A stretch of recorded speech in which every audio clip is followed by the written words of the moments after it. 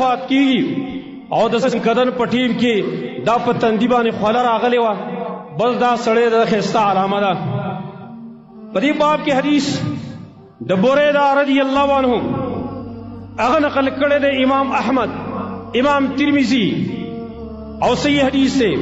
بریده رضی الله عنه دے فرمائی خراسان کې زوم نو دے د خپل رور اسلامی رور دغه ملاقات لورغی فوجده بالموت عارضن کدن په حالات کې بیا مونته فاذا هو بعرق جبیره ناسا پاغه چودا تندې خلو تندی باندې خلوا نبی ویل الله اکبر.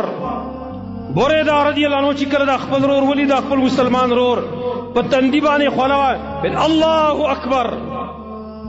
تعجب کلمه ویلا سمعت رسول الله صلی الله علیه وسلم ما د نبی صلی الله علیه وسلم نه اوریدلی چې فرمایلی موت المؤمن بعرق الجبین